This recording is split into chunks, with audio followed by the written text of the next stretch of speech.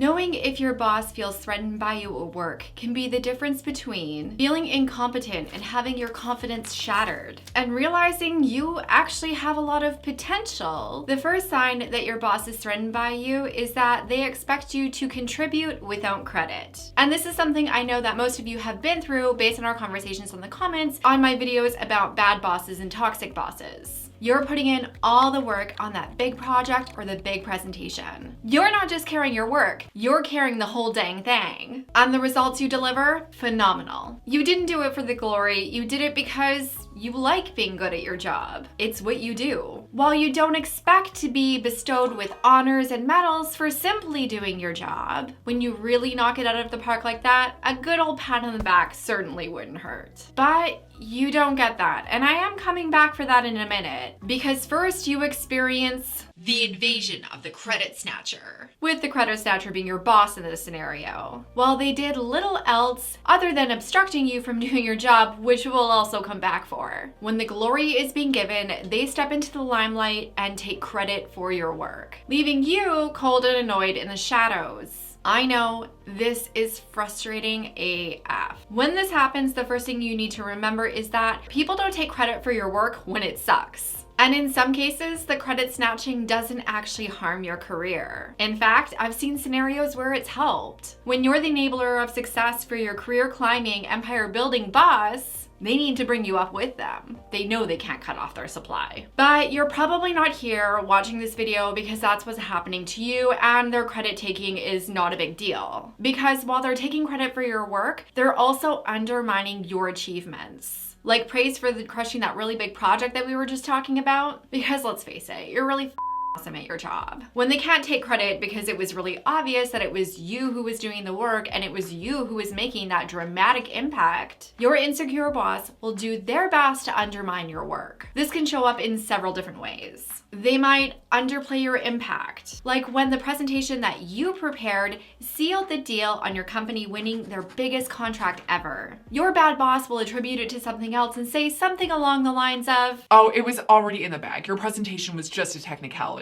When you excel on a project, over-delivering on time, budget, and deliverables, your jealous boss is gonna write it off. "That was just a fluke." But most importantly and most pervasively, they will never admit that you are great at what you do. Whether it's in a private one-on-one meeting, your annual performance review, or in front of your entire team, they will never acknowledge your impact, praise your accomplishments, or admit that you're the top performer on your team. In fact, they'll do the exact opposite. Because your bad boss only offers unfair criticism. Someone never watched Bambi as a child. Or maybe they were taking a nap during that whole "if you don't have anything nice to say, don't say anything at all" part. I'm actually here for constructive criticism. Actively seeking out and taking action on constructive feedback is a career success accelerator. That's why I spent my corporate days like, just tell me what's wrong with me. And I know a lot of you are like this as well. The problem is that when your insecure boss is triggered by your performance and your potential, they're gonna do what insecure people do. Find a way to destroy you. Okay, I know that's a lot of hyperbole, but it's also true. And what happens here is actually a few different dynamics coming into play. First, crab mentality, which is much less adorable than it sounds. Just like the crab who is being boiled and tries to escape the pot only to be dragged back into the boiling water by its little crab friends, all to end up as dinner.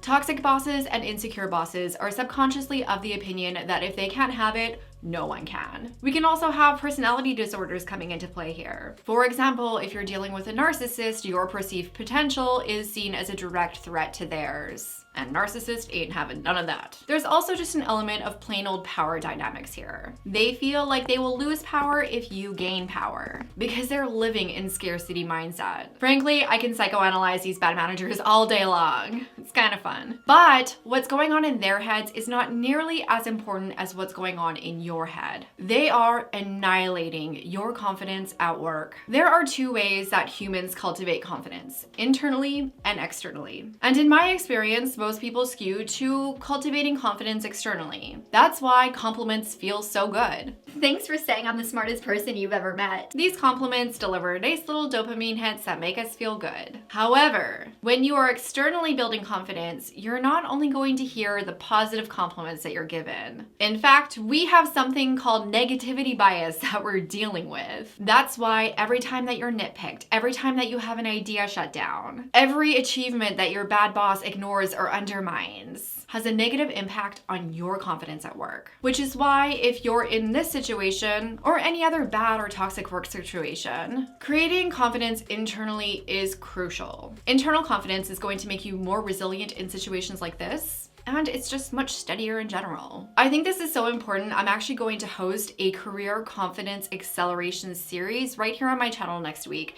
So make sure to subscribe and turn on the notification bell so that you can come hang with me live. Or check the link in my description for the pre-launch of my career-changing new program, whichever works for you. Typically, when you're a top performer, your bad boss can't just rely on taking credit for your work or undermining you and destroying your confidence at work. They know exactly how much potential you have and that it's only a matter of time before someone notices it. And that's why they're going to stop assigning you to high visibility work. That project that you aced and they took credit for, after that, you probably noticed your boss assigning you to less and less big projects. No one will notice your potential if you're absolutely forbidden to use it, right? So your insecure boss starts assigning that high visibility, high potential work to your colleagues who aren't ready for it or maybe aren't capable of doing it. This customer is going to be managed by Chad. It doesn't matter if that work was perfectly aligned to your experience and your expertise, or heck, even if someone else in the organization or the customer requested that you be assigned. They will not let you near it. Except of course when said colleague needs your help. Then it's expected that you drop what you're doing and go out of your way to help them because this is important. We're a team. You do what I tell you to do. Of course, Chad isn't going to be thankful for you helping him succeed, which is an entirely separate rant. And if you ever discuss the inappropriate work assignments being made with your bad boss, because that's clearly what's happening, they'll have a million excuses. It was Chad's turn. I didn't feel you were the right fit for this one. Or worst of all, you already had too much on your plate. Which you probably do, because your boss who is threatened by you is burying you in busy work. All of a sudden, you become the go-to note taker in meetings, the compiler of boring reports and spreadsheets, and planning your next team happy hour have become your highest priorities. I could also rant a while about how bias comes into play with this office housework, but we'll save that for another time. The point is, your to-do list is completely overwhelmed by work that isn't related to your actual job, isn't developing skills that advance your career, and will keep you overworked and invisible. And you can't complain they don't give you work because they're giving you a ton. Yet, should you complain about the lack of opportunities this busy work is going to give you, your insecure boss will gaslight the F out of you with adages like working hard, being a team player, and paying your dues. When you have too much busy work, you can't even proactively find high impact work to do.